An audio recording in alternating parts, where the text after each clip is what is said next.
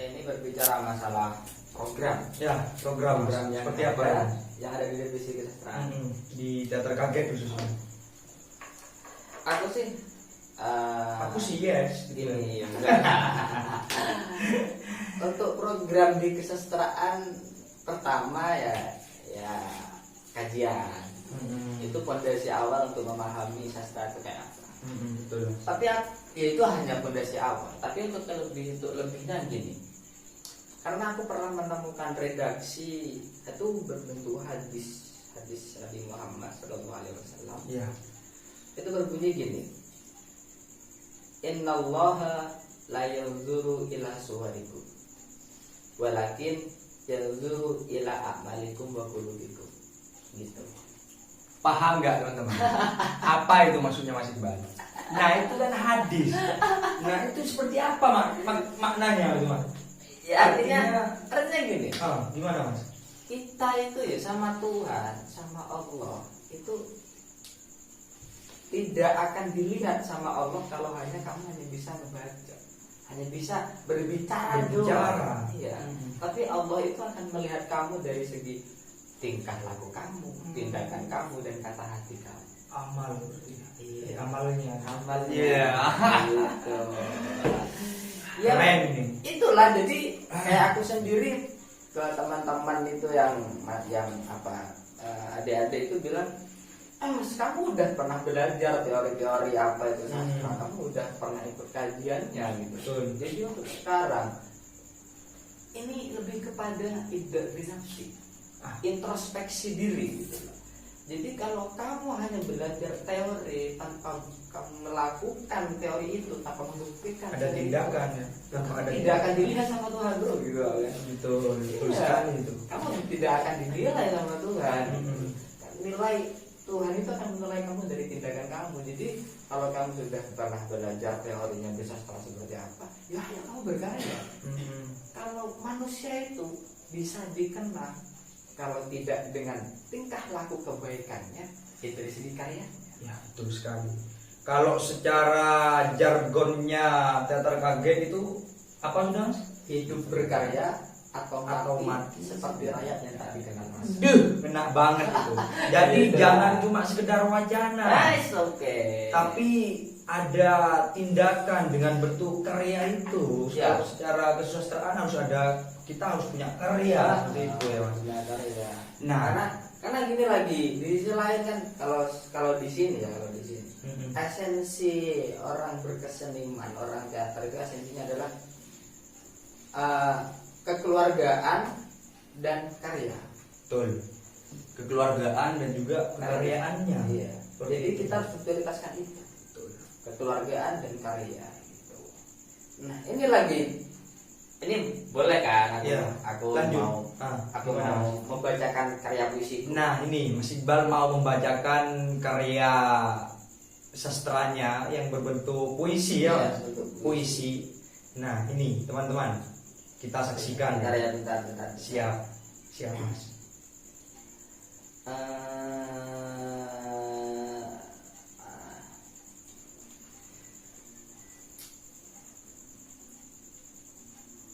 Judul puisinya Pulang, karya Muhammad Iqbal. Pulang, kaki yang tak mau berhenti bergerak, sepasang sandal yang tak mau berjarak. Lalu kuukir cerita di atas batu nisan yang berlumut, di mana hidup tertuang dalam arti bersujud. Pulang, sudah cukup kau temui kerikil pada jalanan panjang. Sudah cukup kau lantunkan suara merdumu di depan rumah orang. Dan sudah cukup kau tidur beralas kardus dan berbantal aspal. Maka sekarang pulang, pulanglah.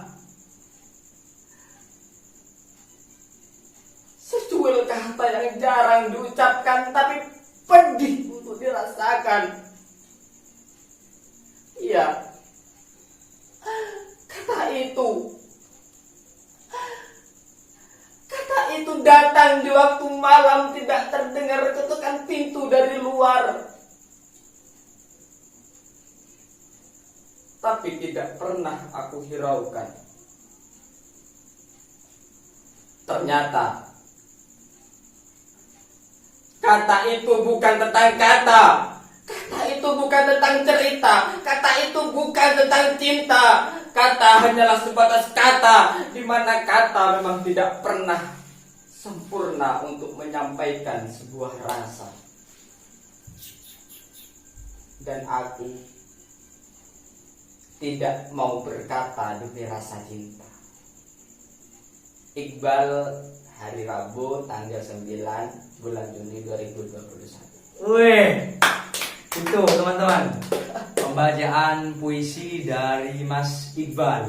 Tahun dibuatnya itu tahun 2021. Berarti masih hangat tuh puisinya. Nah, mungkin bisa sedikit dijelaskan tuh Mas, maksud ataupun makna dari puisi dengan judul Pulang yang tadi dibacakan sama Mas Iqbal itu secara tidak usah terlalu panjang mungkin ya, karena sepertinya kalau aku melihat Mas Romi juga greget juga ini untuk membaca puisi.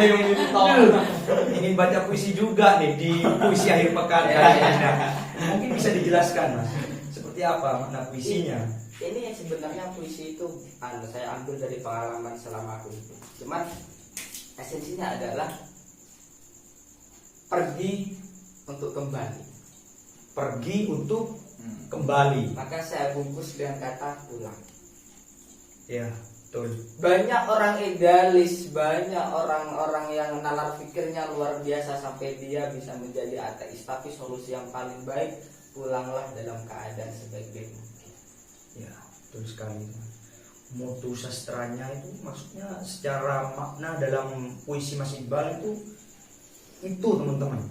Jadi pulanglah dengan keadaan sebaik-baik mungkin ya. Betul sekali. Ya, itu sedikit ini pemaparan makna puisi dari judul Pulang karya Mas Iqbal Teater Kaget. Nah, mungkin sekarang bisa langsung ke Mas Romi nih untuk membacakan puisi atau bahkan cerpen. Monggo Mas.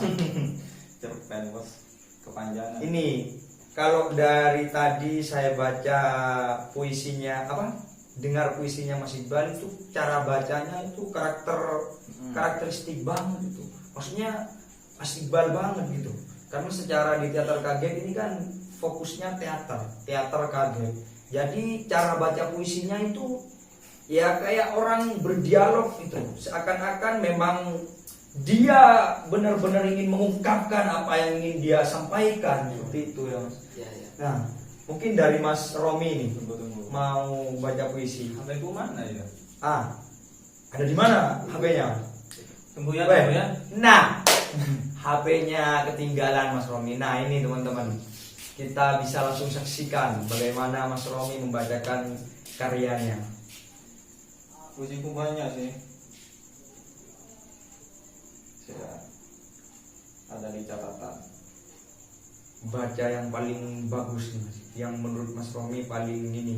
Minta yang versi bucin apa gimana nih? Bagaimana teman-teman? Ya, mau minta puisi apa nih sama Mas Romi? Terserah ya, terserah Mas Romi. Ya. Soalnya aku juga suka bucin-bucin gitu. Asik sekali itu kalau kita bicara bucin. Playboy. Ya. Aku baca yang itu aja ya, yang netral-netral aja. Iya, siap Mas. Mohon maaf nih Mas Wahyu. Lanjut Mas.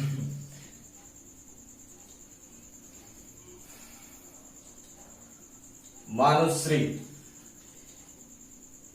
karya aku sendiri. Sri, bajuku kini runtuh Sri, dan bahkan pensilku pun kini tumpul.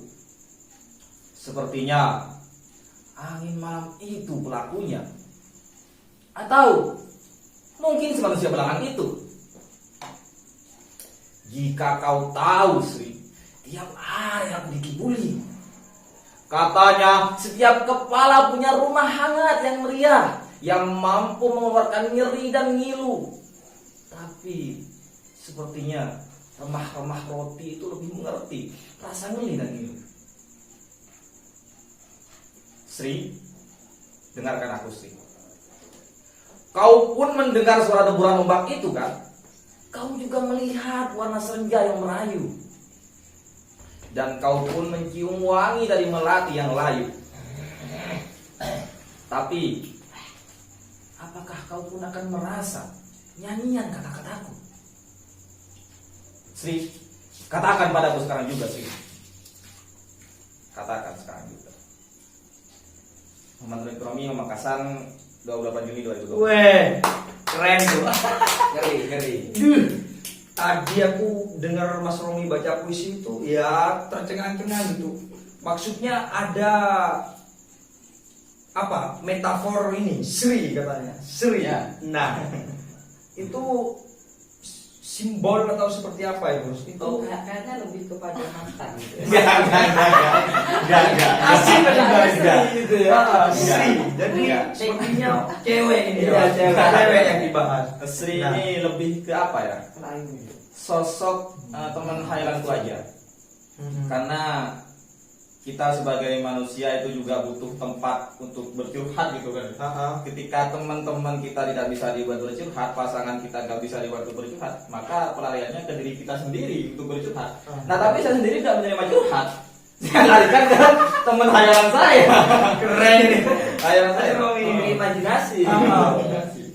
Jadi maksudku di sini, Gimana itu Mas? Berbicara Ya. apa puisimu? di sini puisiku ini lebih berbicara tentang apa ya? Kengiluan apa? Kengiluanku pada waktu itu. Pada waktu Juni kemarin. Ada tragedi apa? Ada ya Peristiwa ada apa beberapa gitu? ada kadang-kadang kan buat puisi itu apa ya? Musiman gitu. Oh, minggu sekarang kayaknya musim gini gitu. Tapi terkadang aku juga baca nulis puisi ini tergantung dari bukan rasaku sekarang ini seperti apa. Ketika rasaku ini merasakan kegalauan cinta, maka puisiku ikut kegalauan gitu. Oh iya. Jadi ini puisiku di sini menceritakan lebih kepada apa ya? Kekakuanku pada waktu itu. Karena aku waktu nulis puisi ini puisi pertama setelah aku vakum nulis puisi selama 3 bulan. Nah, Baru bisa nulis akhirnya baru bisa nulis puisi ini ya. baru bisa nulis aku. Sebelum waktu 3 bulan itu aku masih aktif nulis puisi. 1 minggu 1 kali ya, kalau enggak 2 minggu 1 kali gitu. Selama 1 bulannya. Ya. Tapi selama aku pulang ya balik kampung itu aku kaku, otakku ini kaku. Aku balik ke Sanggar bulan Juni kemarin. Wah, kayaknya ini aku udah lama nggak berpuisi. Akhirnya Ini gimana? coba Ya? buat Kok kayak otakku ini tumpul gitu. Jadi aku menulis di sini. tidak punya Sebenarnya topik. pensilku pun ini tumpul gitu. Iya, jadi Mas Romi. aku menuju ke siapa sekarang kataku gitu. Jadi Jadi aku lebih tuangkan di sajak-sajakku, juga tertuang dari apa? Perjalananku selama 3 bulan itu seperti apa, kok bisa sampai aku kaku, itu tertuang semuanya di puisi seperti itu. dengan judul apa ini Mas puisinya? Manusri, manusia yang bernama Sri. Manusia yang bernama Sri. Yang sebagai temanku. Iya, mantap itu Mas. Jadi ada simbol wanita di situ ya. Ya, lebih karena aku Karena- lebih suka sama ibu timbang bapak. Karena memang kebanyakan kita lebih dekat dengan sosok perempuan seperti itu. Karena secara Biologis yang melahirkan kita itu kan perempuan seperti itu. Jadi kita lebih akrab ataupun lebih dekat, lebih nyaman dengan yang namanya perempuan. Perempuan. Seperti itu. Ini tunggu. Nah, gimana itu Mas? Aku kan ini sebenarnya kan kita sama-sama sharing ya kan di podcast ini kan. Betul. Sama-sama sharing, masa cuma kita berdua Iya, gitu. betul. Tentunya aku juga penasaran dong gitu. Ah. Selaku Mas Wahyu ini sudah menerbitkan antologi puisi gitu kan ya. Tips-tipsnya buat puisi itu seperti apa kata Mas Wahyu? Kalau dari saya pribadi itu Mas, nulis puisi itu intinya bisa nulis. Ya, selama teman-teman di rumah bisa nulis, kemungkinan besar, bukan kemungkinan, pasti pasti teman-teman juga bisa menulis karya sastra, entah itu puisi, cerpen dan lain sebagainya.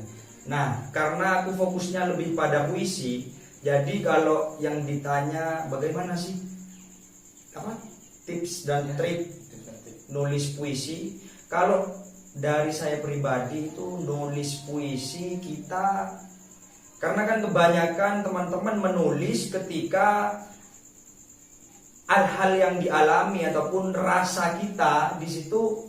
Contoh kita sedang galau, mungkin putus cinta nih, karena kan kalau zaman sekarang itu kan masa-masa ini ngebucin gitu. Jadi tidak pernah lepas mungkin puisi-puisinya ya tentang cinta, asmara di situ, kerinduan, kesepian, mungkin kan seperti itu. Nah, sedangkan ketika aku menulis puisi, aku itu tidak terikat dengan apa sih yang aku alami. Jadi aku mencoba keluar dari hal-hal, dari kebiasaan-kebiasaan yang aku alami ataupun hal-hal yang terjadi pada saat aku ingin nulis puisi itu. Nah, out of the box ya. Iya, kalau secara Mas Iqbal juga Mas Romi tadi kan ada yang dibocorkan bahwasanya pada waktu itu saya nulis puisinya sedang merasa kekakuan seperti Mas Romi tadi. Kalau saya itu mencoba melampaui dari hal itu. Jadi bukan lagi ini, tidak lagi berkutik dari apa yang kita rasakan, dari apa yang kita alami, tapi aku lebih mencoba bagaimana kalau puisi ini akhirnya sampai ke angkasa, sampai ke dalam paling dalamnya lautan. Bahkan mungkin puisi ini bisa sampai pada selokan, parit, WC, ini maaf bahasanya agak kasar. WC itu tempat imajinatif loh. Nah, betul kan tadi ya, sempat dibahas tadi ya, nggak apa-apa ya. Nah, di WC bagaimana puisi itu bisa sampai ke dapur, ke gudang, mungkin pabrik-pabrik, bahkan ke apartemen, bahkan ke gedung-gedung yang begitu memukau, yang Kalau ini seperti sekarang ini. hal yang paling sulit menurut Mas buat puisi itu gimana sih?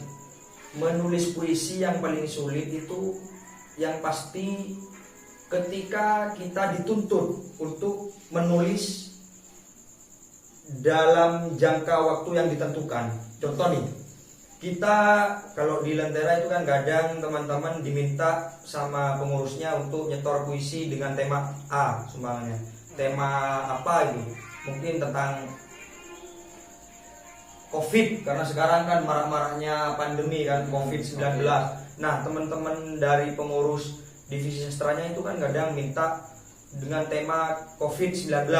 Nah, itu ini kok malah jadi ini beban gitu kayaknya untuk bisa nulis puisi, untuk bisa menuntaskan puisi itu beban gitu, karena ada waktu yang ditentukan dan sebagainya. Tapi tidak menutup kemungkinan yang menjadi manfaat adalah ketika kita ini ikut sayembara-sayembara puisi mungkin. Ketika kan kebanyakan ditentukan tema atau tentang waktu juga. Nah, itu manfaatnya. Betul. Nah, ya kesulitannya dalam menulis puisi untuk bisa intent itu loh. Lagi-lagi bagaimana istiqomah kita bisa berkarya, karena secara kita tidak akan pernah lepas sekarang dari gejala-gejala seperti media yang mungkin diam-diam mengikat kita kan seperti itu, sehingga kita sulit untuk melakukan kegiatan, beraktivitas, bahkan untuk berkarya seperti itu Mas. Ya. Mungkin bisa dibacakan dong. Iya, harus itu. Puisi. Biar kita. Nah, kalau bicara baca puisi nih Mas, karena ini aku ada sedikit ini buku yang mungkin bisa juga dibacakan sekarang. Kalau game pribadi nih ya. Iya, tunggal nih Mas. Absurditas malam teman-teman. Jadi ini merupakan langkah awal ataupun jejak awal saya semenjak menggeluti dunia sastra. Maksudnya kan dari dulu, dari sejak SMP saya aktif di kesenian, saya lebih fokus di puisi, yaitu dibaca puisi. Saya sering latihan puisi, ikut lomba kemana-mana. Dan ketika aku masuk ke Lentera, sudah kuliah tuh, jadi ada peningkatan. Yang biasanya aku cuma baca puisi, akhirnya mencoba untuk menulis puisi. Dan akhirnya ya terbukti dengan adanya buku antologi puisi Absurditas Malam ini. Nah, ini merupakan antologi tunggal, ada 90-an puisi di sini yang diterbitkan ya awal tahun kemarin, awal tahun yang ini 2020. Puisinya sejak kapan? Sejak masuk di Lentera 2018. Ya, dari 2018 sampai 2021. Aku loh masih 41. Ya, banyak sekali puisi saya. Dan akhirnya yang lolos cuma 90-an puisi yang bisa dibukukan dalam Absurditas Malam ini. Karena juga nanti masih ada ini rencananya planning untuk antologi yang kedua, antologi tunggal juga, Mas. Seperti itu. Selain antologi ini juga banyak puisi-puisi saya yang diterbitkan di berbagai media. Karena kan kebanyakan saya juga hampir sama dengan Mas Romi ikut sembara-sembara puisi. Kan sekarang kan banyak itu yang gratisan ya. Iya, asik kan gratisan. Ya, mungkin bisa saya baca ya teman-teman. Sebentar, enggak dong. Maksudnya Gimana, gini, Mas? Sebelum dibaca paling tidak orang yang menerbitkan buku, dia itu pasti mempunyai filosofis tinggi, mempunyai filosofis tersendiri dari mana judul buku itu sendiri. Absurditas Malam. Kenapa sih kok absurditas malam? Kenapa kok tidak siang pagi? Gitu loh maksudnya. Menarik. Malam Iya, Kapsul. Oke, lagi-lagi harus saya paparkan kepada teman-teman semua, kepada Mas Iqbal dan juga Mas Romi, dan tidak terlepas juga kepada teman-teman yang sedang menonton video ini, yang mungkin sedang asik nonton sambil tiduran, sambil pacaran dan lain sebagainya. Absurditas Malam. Kalau kemarin itu sudah sering kami melakukan kajian mengenai buku ini, seperti di Sanggar Lentera sendiri ada kajian bulan purnama yang itu dilaksanakan setiap bulan sekali, tepatnya di malam bulan purnama. Kajian sastra di Sanggar Lentera. Nah, dan untuk kemarin itu sempat beberapa bulan terakhir membahas mengenai buku Absurditas Malam ini. Terus selanjutnya pernah kemarin di Landwid Theater ada program ngaji teater, sempat juga membahas kajian sastra tentang Absurditas Malam ini. Dan lagi-lagi